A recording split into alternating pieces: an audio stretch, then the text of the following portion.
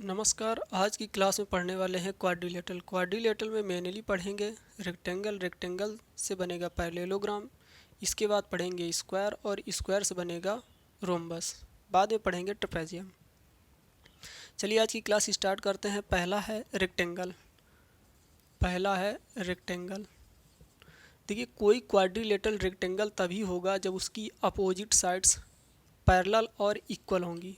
Opposite sides parallel और equal होंगी। इसकी नेमिंग करते हैं। ये ए है, ये बी है, ये सी है, ये डी है। इसकी अपोजिट साइड्स पैरेलल और इक्वल होंगी। A B equal to D C कह सकते हैं और A D equal to B C. इसकी अपोजिट साइड्स पैरेलल और इक्वल होंगी। क्या होंगी? अपोजिट साइड पैरेलल और इक्वल होंगी। प्रत्येक एंगल वर्टेक्स एंगल इसका 90 डिग्री का होगा। प्रत्येक वर्टेक्स एंगल 90 डिग्री का होगा। इसके बाद बात करते हैं डायगोनल की। डायगोनल क्या होता है? डायगोनल अपोजिट वर्टेक्स को मिलाने वाली जो लाइन सेगमेंट होती है वो डायगोनल कहलाती है। रेक्टेंगल में देखिए, अगर मैं ए और सी को मिलाता हूँ, बी और डी को मिलाता हूँ, तो ये ए सी और बी डी ये डायगोनल हुए। रेक्टेंगल के दोनों डायगोनल इक्वल होते हैं, तो मैं कह सकता हूँ A C equal to B D. और ये एक दूसरे को बाइसेक्ट करते हैं। तो बाइसेक्ट ईच अदर। इसके बाद ये हो गया रेक्टेंगल। रेक्टेंगल को जैसे ही धक्का देंगे तो ये बन जाएगा पैरेललोग्राम। ये बन गया आपका पैरेललोग्राम। इसकी नेमिंग ये ए बी सी और डी। देखिए, रेक्टेंगल से बना है पैरेललोग्राम। ये है पैरेललोग्राम।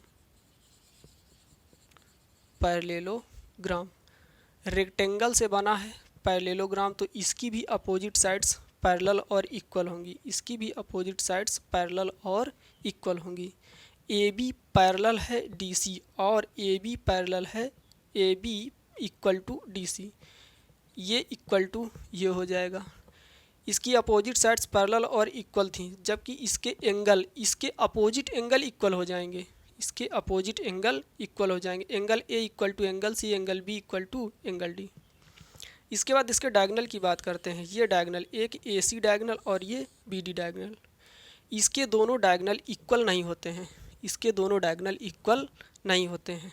अर्थात मैं कह सकता हूँ A C is not equal to B D, लेकिन एक दूसरे को बाइसेक्ट करते हैं। कह सकते हैं कि बाइसेक्ट ईच अदर। ये रहा आपका पैरेललोग्राम। इसके बाद पढ़ेंगे स्क्वायर। कोई क्वाड्रिलेटरल स्क्वायर तभी होगा जब उसकी ऑल साइड्स इक्वल होंगी। अर्थात कह सकते हैं A B equal to B C equal to D C equal to A D. और प्रत्येक वर्टेक्स एंगल 90 डिग्री का होगा। इसके डायगोनल की बात करते हैं। डायगोनल ए सी होगा, एक डायगोनल ए सी है और एक बी डी है। इसके दोनों डायगोनल इक्वल होंगे। A C equal to B D. Square है, स्क्वायर के दोनों डायगोनल इक्वल होंगे और एक दूसरे को बाइसेक्ट भी करेंगे। जहाँ पर ये एक दूसरे को बाइसेक्ट करेंगे वहाँ पर 90 डिग्री का एंगल बन जाएगा। कितने डिग्री का एंगल? 90 डिग्री का एंगल।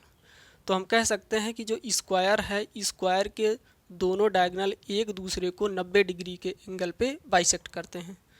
तो कहेंगे कि bisect each other at 90 degree. ये था आपका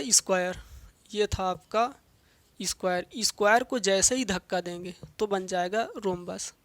ये धक्का देने के बाद ये बन गया रोम्बस। ये है आपका रोम्बस। देखिए, स्क्वायर से बना है रोम्बस। ये ए है, ये बी है, ये सी है, ये डी है। क्योंकि स्क्वायर से बना है रोम्बस तो इसकी भी सभी साइडें इक्वल हो जाएंगी। A B equal to B C equal to D C equal to A D. इसके अपोजिट एंगल इक्वल हो जाएंगे। Angle A equal to angle C. ये एंगल बी है और ये एंगल डी है और ये दोनों इक्वल हो जाएंगे। इसके बाद इसके डायगोनल की बात करते हैं। ये डायगोनल ए सी और बी डी। इसके दोनों डायगोनल इक्वल नहीं होते हैं, इसके दोनों डायगोनल इक्वल नहीं होते, लेकिन एक दूसरे को बाइसेक्ट करते हैं, वो भी 90 डिग्री पर, एक दूसरे को 90 डिग्री पर बाइसेक्ट करते हैं। ओके, तो मैं कह सकता हूँ कि AC is not equal to BD, और बाइसेक्ट करते हैं एक दूसरे को, bisect each other at 90 degree. ये हो गया स्क्वायर और ये हो गया रोम्बस। इसके लास्ट में पढ़ते हैं ट्रेपेजियम। ये आपका ट्रेपेजियम, कोई क्वाड्रिलेटरल ट्रेपेजियम तभी होगा जब उसकी कोई दो अपोजिट साइड्स पैरेलल हों। अपोजिट साइड्स क्या हों? पैरेलल हों। ये AB है और ये DC है, ये दोनों पैरेलल हैं, लेकिन ये इक्वल नहीं हो सकती, ये इक्वल नहीं होंगी। AB इक्वल टू AAB और DC इक्वल नहीं हो सकती हैं। इसके बाद ये जो AD और BC हैं, ये नॉन पैरेलल साइड हैं। ये क्या हैं? Non parallel side. मैं कह सकता हूँ कि AB parallel CD and AB is not equal to CD। देखिए नॉन पैरेलल साइड है, ये है, ये नॉन पैरेलल साइड, ये नॉन पैरेलल साइडें इक्वल भी हो सकती हैं और नहीं भी इक्वल हो सकती हैं। जब ये नॉन पैरेलल साइडें इक्वल हैं तो ऐसे ट्रेपेजियम को, तब ऐसे ट्रेपेजियम को आइसोस्केलस ट्रेपेजियम कहेंगे। आइसोस्केलस ट्रेपेजियम, आइसोस्केलस ट्रेपेजियम कहेंगे। वैसे तो ये क्या है? एक ट्रेपेजियम है। ये क्या है? एक ट्रेपेजियम है। जब इसकी नॉन पैरेलल साइडें इक्वल हो जाएंगी तो ये ट्रेपेजियम कहलाएगा आइसोस्केलस ट्रेपेजियम।